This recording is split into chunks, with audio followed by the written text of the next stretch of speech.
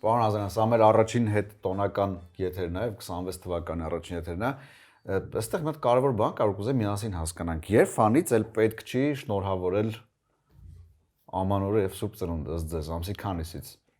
Ես կարծում եմ, որ պետքա շնորհավորել մինչև ամսի 7-ը ներառյալ։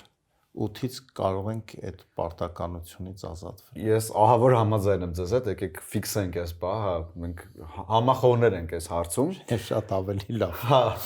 Ձեր աշխատանքային օրերն են սկսվել, բայց ես դեռ կխոսանք դրա մասին, բայց առաջինը ինչ աչք զարկեց ձեր մտանք ձեր սենյակ, այս դրամներն են իրար վրա շարած, շատ սորտավորված եւ բավականին բարձր։ Ինչ է կատարվում սեղանի վրա։ Ուրեմն սկսվեց նրանից, որ ամեն անգամ դալիճ մտնելուց նիստերի ժամանակ անդադ մետաղադրամները զրնգում են եւ ստիպված պետքա գրպանները դատարկես, որ նորից մտնես եւ այդ պատճառով սկսվեց այս հավաքույթը կամ հավաքը մետաղադրամների, սկսեցի կանոնավոր ձևով եթե գրպանում մնում էր, ես այստեղ սիրուն, հետո մտածեցի, որ մի տեսակ մրցաշար անցկացնենք, տեսնենք այս գումարման վերջում, որ մետաղադրամն է հաղթում եւ ըստ դրա կարող ենք ասել ամենաշատ կիրառելի մետաղադրամները, որոնք են Հայաստանում։ Հա, այսինքն մինչև ընտրություններ սա պահելու եմ, այո։ Իսկ ոնց եք դասավորել, որտեղ մի քիչ որ բարձրանա։ Ես հուսով եմ, որ շուրջ չի գա։ Եթե ինչ-որ մեկը չարամտորեն սեղանին չհարվածի, շուրջ չի գա։ Իսկ վերջում ինչա լինելու այս գումարի հետ ամբողջ։ Այս գումարի հետ մնալու թե ինչ-որ սիմվոլիկ։ Չէ, դե իմ գումարները որպես կանոն ինձ չի մնում, էսը ինչ-որ մեկին բաժին կազմի։ Ասում եմ մոտ հարազատներին եւ ընկերներին։ Եվ այս հսկայական կտավը, արդյոք դուք եք նախաձեռնել թե եղել է։ Չէ, ես իմ հետ առաջին օրվանից բերել եմ, համարյա առաջին օրվանից, երբ որ եկա ազգային ժողով, այս մի նկարա, որը իմ հոգեվիճակն է ամբողջովին արտացոլում, այստեղ ես իմ հոգի աշխարհն այվազովսկու այս հրաշք կտավում, որի կրկնօրինակն է։ Դե կրկնօրինակը պարզ է։ Այո, ուզում եմ ասել, որ բանը ասում է չար լեզուները չասեն, որ ես գողացել եմ այս կտավը։ Հանգիստ կախել եք ձեր սենյակում բնօրինակը,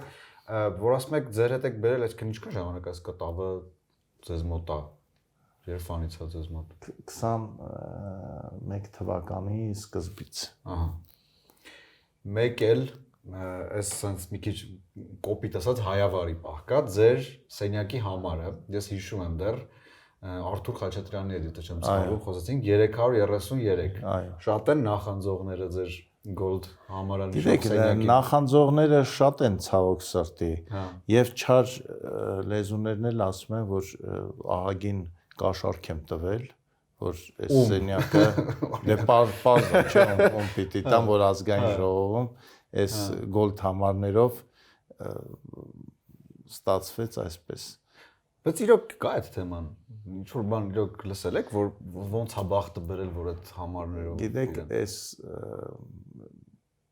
թեմաներ կան, որոնցից ես միշտ հեռու եմ եղել, բայց ասենք իմ շուրջը պատտվում է, ինչու ինքը այս սենյակում է։ Այս սկզբանե, ասենք ես պարզվեց էլիտար սենյակում եմ եղել, երբ որ Հայաստան խմբակցությունում էի, բայց ես չգիտեի, որ դա էլիտար սենյակ է եւ այնտեղ գրքեր են բորբոքվել, թե ինչու է նա այնտեղ եւ ոչ թե ես, չէ որ ես ավելի բարձրահասակ եմ, գանգրահեր եմ կամ ավելի ճաղատ եմ։ Հետո երբ որ եկաս այստեղ պարզվեց, որ եղել են падգամավորներ, ասել են դե փոխվում էին, մենք կգայինք այստեղ, ինքը թող գնար մի ուրիշ տեղ։ Ես միշտ հեռու եմ այս խոսակցությունից եւ երևի նախախնամությունը որտեղ ճիշտ է համարում, այնտեղ եմ ես տենց եմ մտածում։ Ջանք չեմ գործադրել, որ այս համարում լինեմ, այս թվով լինեմ։ Հասկանալի է։ Ոնց է անցնում ձեր աշխատանքային օրը հետեւյալի տեսանկյունից։ Ինչն է ձեզ նյարդայնացնում ավելի շատ ձեր այստեղի գործի մեջ։ Նյարդայնացնողը շատ է ամենանյարդայնացնողն է, երբ որ հասնում է գործի այն պահը, երբ որ հետագա ընթացքը արդեն կախված է ոչ միայն քեզանից, այլև մյուսներից։ Եվ այդ մյուսների հետ կապված արդեն այդ դանդաղ կոտությունը կամ առարկությունները, որ ինչու էսպես, ինչու ոչ էսպես, ինչու էսպես կամ ոչ այնպես, այդ հարցերը այնքան անդադար կրկնվում է, որը արգելակում է ցանկացած նախաձեռնության արագ իրականացումը կամ ընդհանրապես իրականացումը, դա է նյարդայնացնում։ Հա, այսինքն ես կարող եմ ենթադրել, որ դուք այսպես կոլեկտիվի մեջ չեք սիրում աշխատել։ Ուզում եք, որ ամեն ինչ ձեզնից կախված լինի։ Հա, ճիշտ եք ասում, որովհետև եթե ես երկար մտորումներից հետո հանգում եմ մի եզրահանգման, եթե ես հարկ եմ համարում, իմ տեսակը այդպեսին է, եթե ես կասկածում եմ, ես իմ համար, իմ կարծիքով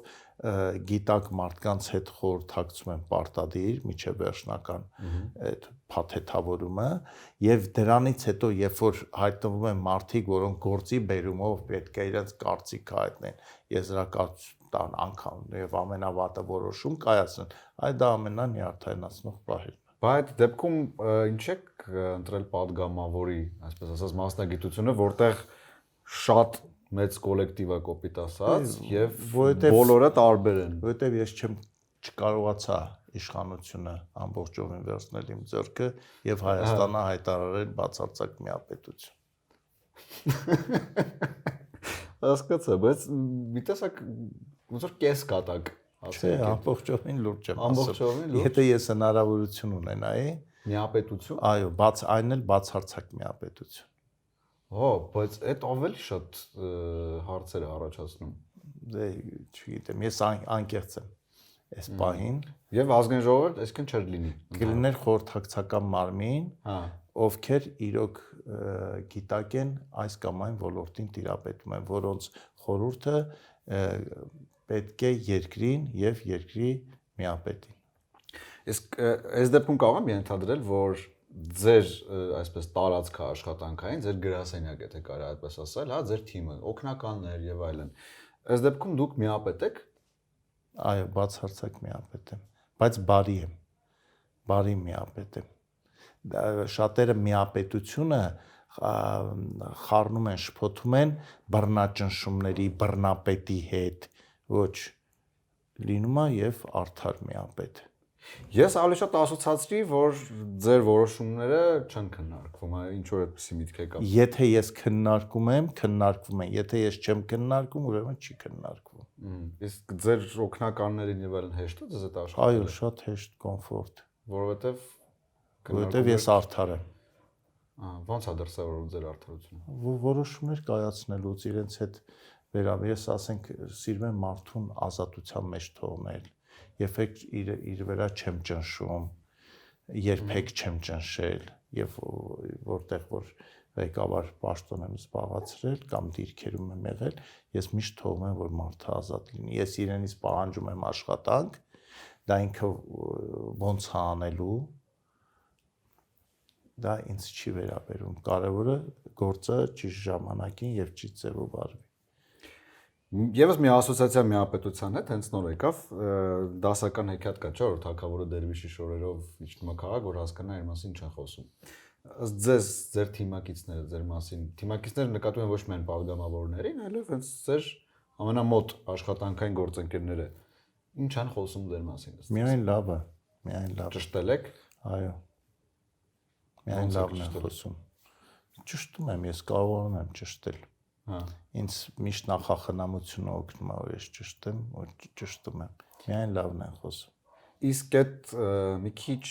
թուլացնող չի գործի բերումով, որ երբ գիտես քո մասին միայն լավն են ասում եւ սկսում ես անթերի զգալ մի քիչ։ Ես ինքս իմ նկատմամբ չափից ավելի խիստ մարդ եմ։ Ես ինքս իմ նկատմամբ խիստ մարդ եմ։ Ես երբեք ինքս ինձնից գոհ չեմ լինում։ Դա հազվադեպ կետեր կարող եմ միկրո վայրկյաններ կարա լինի, որ ես ինքս ինձանից գոհ լինեմ։ Իսկ վերջին անգամ ինչի համար եք դուք ձեզնից դժգոհ եղել։ դժգոհությունը անդադար է լինում։ Դժգոհությունը, որ դանդաղ եմ աշխատում, որ միտքը չեմ կարողանում ճիշտ ձևակերպել թղթի վրա, ինչ-որ օրենսդրական նախաձեռնություն է, բայց ձևակերպումը եւ համոզիչ արտահայտչաձևերը չեմ կարողանում գտնել։ Դժգոհ եմ, որ քիչ եմ քայլում, այս վերջին ամիսներին կամ չգիտեմ, որ պետքա դժգոհ եմ, որ այդպես էլ պատերազմից հետո ժամանակ կամ ուժ չգտա վերադառնալ ֆուտբոլ խաղալուն։ Շատ բաներից եմ դժգոհ։ Ֆուտբոլի մասին ուզում եմ հարցնել, ասացիք մեր նախորդ հանդիպմանը ձեր տանը, հա, ֆուտբոլի ծաղիկին պատմեցիք։ Մենք քանի որ փորձում ենք աշխատանքային մշակույթ ավելի շատ բացահայտենք այս մեր հաղորդման մեջ եւ տարբեր անձանց դրա միջոցով նաեւ բացահայտենք, կասեք 3 հատկանիշ, որ պետքա անպայման ունենա падգամավորը։ Առաջին հատկանիշը պետք է լինի բանիմաց, քիչ թե շատ ամեն ինչից, եւ երկրորդ, երրորդը պետքա անչափ, անսահման սիրի իր երկիրը, պետությունը ու ժողովրդին։ Էդ է ամենակարևորը։ Դե սիրել վերացական այն իմաստով, որ շատերը կարող են սիրել իրենց երկիրը, ժողովրդին, բայց դա չափանիշ է падգամավոր դառնալու։ Այո, միակ չափանիշն է, այս վերջերս մի հաղորդում էի լսում, թե չեմ հիշում, բայց հետարքիր միտքեր, ասում է Չինաստանում պաշտոնյաներին ինչ-որ դարեր առաջ, երբ որ ընտրում էր կայսրը, իրենց քննությունը, որ հանձնում էին, ոչ թե ինչ-որ գիտելիքներից էր, այլ վայելչագրությունից էր, իրենց այդ կալիգրաֆիա կոչվում։ Այո, դա ինչ հմտությունները, որովհետև ասում է այդ process-ի ընթացքում կայսրը տեսնում էր իր մտածողությունը, ճկունությունը, վերաբերմունքը, սերը, այդ բոլորը այդ վարժության ու ես մտածեցի, որ կարելի է մեր падգամավորներին վայելչագրությունից քննություն վերցնել, տեսնել ինքը հայոց այբուբենի հետ ոնց է վարվում։ Առաջարկել եք արդեն։ Դեռ չեմ առաջարկել։ Հենց նոր առաջարկեցիք, փաստացի։ Ես հիմա հանրայինի եթերից ձեր օգնությամբ այդ առաջարկը անում եմ։ Դա կարևոր է սերը, իրոք սերը ոչ թե լինի դեպի իր անձը, իր ընտանիքը, իր նեղ շրջապատը, այլ սերը պետությունը, որը ցավոք սրտի մենք դա դեռ քիչ ունենք հասկանալի եւ անհասկանալի պատճառներով։ Բայց հարցը գիտեք որ հիմա շատերը կլսեն, կասեն, «Օ, ես էլ եմ սիրում իմ հայրենիքը, ժողովուրդը եւ ես էլ քիչ թե շատ բանի մաց եմ գնամ, դառնամ падգամավոր»։ Ինչու՞ չէ։ Դե արդար է դա։ Արդար է, բայց օրինակ այդպես չես կարող, չէ՞, բժիշկ դառնալ կամ վարորդ կամ հրշեջ, որովհետեւ բժիշկ հենց այդպես էլ դառնում են։ հմտություններ պետք է ունենա։ Դե ես ասում եմ, անհրաժեշտ հմտություններ պետք է ունենա ու սիրի ասեցի առաջինը բանիմացություն, ընդ որում ոչ միայն մեկ ոլորտից, այլ ես ոչ թե ասում եմ դիլետանտային մակարդակի գիտելիքներ կամ ինչ-որ հոբի, այլ բանիմացություն, այսինքն տիրապետել մի քանի ոլորտների ու շատ լավ պիտի տիրապետես, որ դու հասկանաս ինչու պետք է այս կամ այն նախաձեռնությունը անես, կամ ինչու այս կամ այն օրենքին այսպես կամ այնպես քվեարկես կամ քո կարծիքը հայտնես։ Դա շատ կարևոր է։ Շատ կարևոր է, որ ի վերջո ես միշտ այդ օրինակը հիշում բերում եմ այս տեղերում։ Ես հիշում եմ, որ տարիներ առաջ, երբ որ Չինաստանի ղեկավարը հրաժարական տվեց իրենց այդ կուսակցության, որը նաև երկրի առաջնորդն է, ու այսպիսի արտահայտություն արեց, ասաց ժամանակն է, որ մենք մեր տեղը զիջենք երիտասարդներին եւ ներկայացրեց հաջորդ ղեկավարին, որը այդ ժամանակ 62 տարեկան էր։ Այդ պետության կայացվածության նշաններից մեկն էր։ Երկրորդ օրինակը Չինաստանից բերեցիք, ինչ որ յուրահատուկ կապ եք զգում այդ երկրի հետ։ Ուրեմն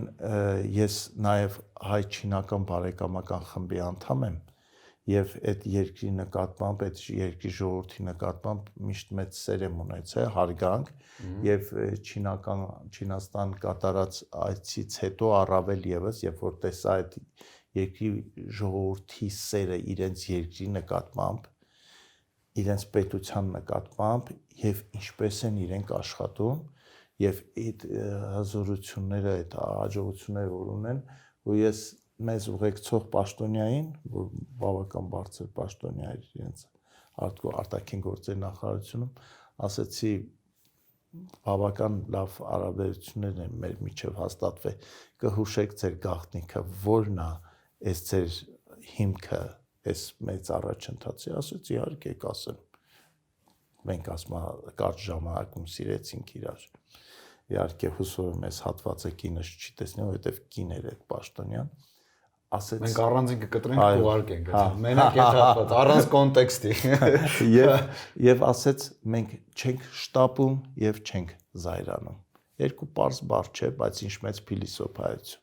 Այ իսկ մեր մոտ հակառակն է եւ այդ մի օրինակ էլ բերեմ, սենց Պրագայում ենք գնում ենք հերթական ինչ-որ այցի, բայց ես ուշացել եմ խմբից եւ տաքսով եմ գնում եւ համընկավ իրենց այդ պիկ ժամին եւ սենց մի տեղ սենց մի քիչ կանգնել ենք եւ վաղորդը որ տարիքով մարդը ռուսերենին տիրապետում էր ասեց մի քիչ կպատմես հայրին ձևի ժողովուրդին ես քիչ եմ էլի հայերի հետ հանդիպել ասեցի գիտես հիմա տես բոլորը կանգնած են հանգիստ ոչ մեկ ազդանշան չի տալիս իրար չեն հայոյում ասեցի մեր մոտ հիմա ասենց ազդանշանների ձայներ, ինչ-որ մեկը անհանգիստ շարք ա ուզում փոխի, ասեց լավ հասկացա, ներվային ժողովուրդ եք։ Ասեցի այ, էտա հիմա մենք Չինաստանի ուղիղ հակառակն ենք, մենք չգիտես խի անդադ շտապում ենք ու անդադ զայրանում ենք։ Այս խնդիրն է մեր մոտ։ Պատճառներ փորձել եք վերլուծել, ինչ է այդպես։ Մենք պետքա ես ազգից մեկն եմ, որը մեկին չեմ վիրավորում, մենք պետք է ընդունենք, որ մենք հոգեկան լուրջ խնդիրներ ունեցող ժողովուրդ ենք։ Իսկ այդ խնդիրները ձևավորվել են հարյուրամյակների ընթացքում։ Սկսած որ արդեն հիվանդություն ա դարել ու սկսել ա ձևավորվել, սկսած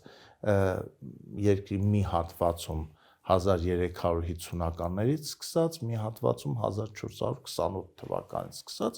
ու այս տասնամյակների ընթացքում դարել է շատ ծանր հիվանդություն, որը պետք է մենք խոստովանենք, որ հետո սկսենք բուժման process։ Իսկ լուծում գտել եք, ինչպես կարելի է դա վերացնել։ Ամուր, ուժեղ, արդար պետություն ստեղծելով։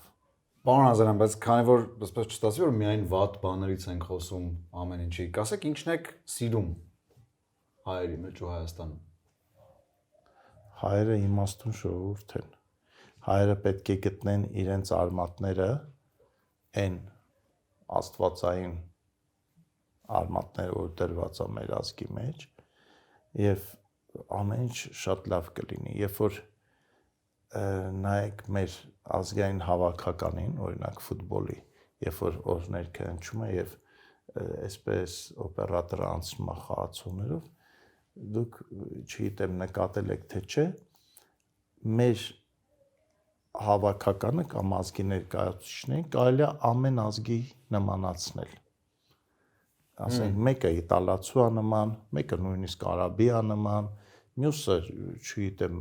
ասենք ֆրանսիացու կամ ռուսի, այդ մեր ազգի ուժն է, որովհետև այստեղից է աշխարհը երկու անգամ առաջացել ու այստեղից է երկու անգամ երկրի վրա կյանքը առաջացել։ Մենք պետք է հասկանանք մենք որտեղ ենք ապրում։ Մենք պետք է հասկանանք ով ենք մենք։ Մենք ոչ թե պետք է դատարկ պոռոտախոսներ լինենք, այլ համեստ իմաստուններ։ Ասենք ոնց որ մենք մոռացել ենք մենք ինչպիսին ենք եղել, բայց մենք եղել ենք մոտավոր այնպեսին, ինչպես չինացիներն են եղել։ Իմաստուն հին ժողովուրդ, մենք էլ ենք այդպիսին եղել։ Ուղղակի ցավոք սրտի պետականությունը, որ կորցրել ենք եւ գրեթե 600 տարի կամ 1000 տարի առանց պետականության ապրել ենք, մենք մեր այդ լավ հատկանիշները կոնսերվացվել են։ Ասել են սա պետք չի, եթե դու պետություն չունես, քո այս լավ հատկանիշը պետք չի։ Դու պետք է ունենաս վատ հատկանիշներ, որ կարողանաս օտար նվաճողների հետ առնչվես ու կարողանաս գոյություն քարշ տաս։ Մենք հիմա պետք է այդ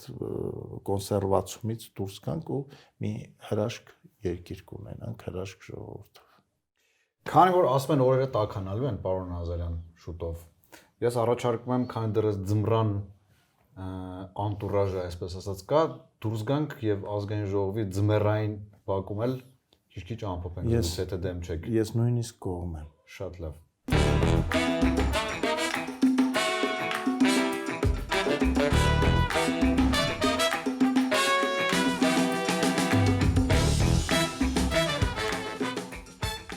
Պարոն Ազարյան, սիրուն տեսարաններ են ԱԺ-ի բակում ու դուք այս ընթացքում անընդհատ մեր օպերատորներին տարբեր հարցեր եք տալի տեսախցիկների հետ կապված։ Օբյեկտիվներ եւ այլն, ինչա դա նշանակում։ Մոտ շուտ զգացողություն առաջացավ, որ ուղակի չեք հարցնում։ Չէ, ուղղակի չեմ հարցնում, որովհետև շատ մեծ հետաքրքրություն ունեմ ու կարծես մի նոր հոբի է իմ մոտ ձևավորվում, որ սկսեմ իմ ուզածը, այն ինչ որ ես տեսնում եմ, ուզում եմ պատկերեմ խցիկի վրա, ստանամ մի համեստ խցիկ եմ ձեռք բերել եւ ուզում եմ սենց գոնե հիմքերին տիրապետեմ, որ ասենք գնում եմ Կիրանց կամ ավելի հեռու դեպի Խորքերը կամ Հայաստանի այլ տեղեր կամ աշխարհի այլ տեղեր, որտեղ գնում եմ, ես իմ աչքի տեսածը իմ տեսածով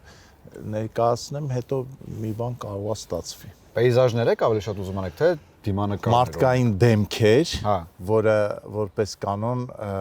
լրատվամիջոցներով այդ դեմքերը մենք չենք տեսնում, դեմքեր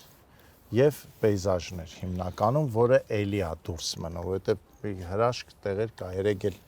Կիրանցից որ գալիս եմ ճանապարհին այնքան հրաշք տեղեր կա, ասում եմ Աստված իմ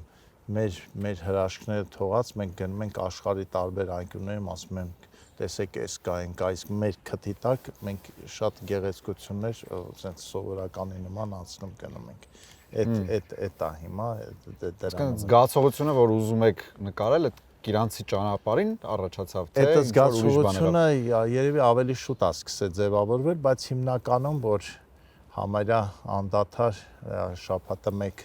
դեպի Կիրանց, Կիրանցից դեպի Երևան, այդ ընթացքում աչքդ տեսնում է կադրեր, որ ասենք այն մարդը որ մի անգամ է գնում, դժվար այդքանը մի անգամից ֆիքսի, բայց ասենց ամեն անգամ ասենք գնում ես, դե որ հաշվես, օրինակ վերջին հիմա ասենք 4 կամ 5 տարում ես քանի կիլոմետր եմ կտրել անցել, դա ասենք երևի աշխարհի շուրջ մի քանի անգամ պատտված կլինեմ արդեն։ Էլ ինչ նորություն կա այդ առումով, մենք ֆիքսեցինք մեր նախորդ հանդիպման հետ համեմատած, որ ֆուտբոլը դեռ չեք վերականգնել, բայց հիմա լուսանկարելու ցանկություն եւ արդեն նաեւ գործողություններ եք արել այդ ուղղությամբ, էլ ինչեր կան, որ հիմա կբացահայտենք։ Հետարքիր որպես որ ասեմ, այդպես նորություններ չունենք, փորձում ենք պահել գոնե եղածը, չկորցնենք շատ բաներ, բայց հիմնական դե մնում է նույն աշխատանքը, հիմնական ուղղվածությունները ու ասենք այն որ հասնում ես մի կետի, որ քո չարչարանքը տալիս է արդյունք, դրանից մեծ բավարարվածության զգացում չկա, այս վերջերս հանրայինով ռեպորտաժ էր բնակարանաշինության մասին, սահմանային բնակավայրերի այսպես կոչված այդ 16 միլիոնների ծրագիրը ու այսպես նայում եմ ու ասում եմ Աստված իմ, եթե ես ուրիշ լավ բան առաջ չլնեի, մենակ սա կարելի է ասել, որ լավ է, որ 2000 ավելի մարդու ու դու կարացար նպաստես քո առաջարկած ծրագիրը հասցրես նա, որ 2000-ից ավելի ընտանիք Հայաստանում տուն ունեցավ։ Դա էլ մեծ հոբի է ասեմ, քիչ չի էլի դա։ Կապված ինքնակննադատության հետ ձեր վերադառնալով, ինչ եք կարծում, ձեզ մոտ ինչը լավ չի ստացվում։ Իմ մոտ համոզելը լավ չի ստացվում։ Երբ որ օրինակ ես մտածում եմ, որ ունեմ այդ լավ գաղափարը, լավ ծրագիրը ու ես գիտեմ, վստահ եմ, ոչ թե մտածում եմ, որ դա լավ է, այլ վստահ եմ, գիտեմ, որ դա լավ է, ես մնացածին չեմ կարողանում լավ համոզել, որ դա լավն է, կամ որ գիտեմ դա այդտեղ վտանգ է, ես մարդկանց չեմ կարողանում լավ բացատրել, որ այդտեղ վտանգ է, որովհետև միշտ այսպես ընկերներիս հետ էլ sense մշտական վեճ կար, որ ես ասում եմ դե հոդվածի մեջ այսքանը որ գրում եմ, դե մնացածը կհասկանան, ասում են, չէ, դու պետք է ավելի մանրացնես։ Իսկ ես մտածում եմ, որ մանրացնելով, ավելի շատ համոզելով, ես իրեն սկսում եմ վիրավորել արդեն։ Կամ վանել, հա։ Հա, կամ վանել, կամ վիրավորել, որովհետև դու իմ մտածածով ես այսպես եմ մտածում, որ եթե չափից ավելի ես իրան համոզում, բացատրում, դու սկսում ես իր տարածք մտնել, որտեղ ինքը պետք է արդեն որոշում կայացնի ու դրանով վիրավորում ես։ Այն մոտ դա թույլ է, լավ չի, էլի, ես գուցե սխալ եմ դա, պետք է ավելի համառ բացատրես։ Ահա։ Պարոն Ազարյան, շնորհակալություն շատ հետաքրքիր զրույցի համար եւ հետաքրքիր ձեր պլանների մասին, հա, պլանավորում եք առաջադրվել, վերադառնալ ԱԺ ընտրություններից հետո, եթե ընտրվեք, ճիշտն թե ասած, ուրիշ մասնագիտություն եք գտել, որը ձեզ ավելի հարազատ է ու կուզեք դրանով զբաղվել։ չէ, ոչինչ էլ ճիշտն ասած չեմ գտել, ոչ մի հստակ պլանավորում, գծագրություն, այս բան դեռ չկա, ասենց ես ինքս ինձ համոզել եմ, որ պետք է կենտրոնանալ այս առաջիկա ամիսների վրա այն ինչով ես զբաղվում եմ, այս հնարավորությունը օգտագործեմ, ելի ինչ որ մի դրական բան փորձեմ անել այս երկրի համար, ինչքանով որ կհաջողվի։ Հիմա էսա մնացածը ես եկել եմ այն մտքի, այս մտքով ամենօրյա իմ աբգարի հետ զրույցներով ես եկել հանգել եմ նրան, որ ինչ որ դու պիտի անես, մեկը անելու ես։ Դու ձգտես, մտածես, ցանկանաս, չէ, միևնույնն է, դու անելու ես հետո այն, ինչ որ դու պիտի անես, ինչ որ եթե իհարկե դու դրական ուղու վրա ես, էլի, չես շեղվում նորմալ ճանապարհից։ Դրա համար ես դա թողում եմ նախախնամությանը, ոնց ճիշտ համարենք, այդպես էլ կանենք։ Այսինքն դեռ չեք որոշել դա ինչն է, բայց գիտեք, որ անելու եք։ Հա, բնականաբար հաստատ, թե դա ինչը կլինի, այս պայդրությամբ դեռ ասում եմ Աստված գիտի, մենք դեռ փորձում ենք կռահենք, թե դա ինչը կլինի։ Շատ շնորհակալ եմ։ Ձեզ եմ շնորհակալ։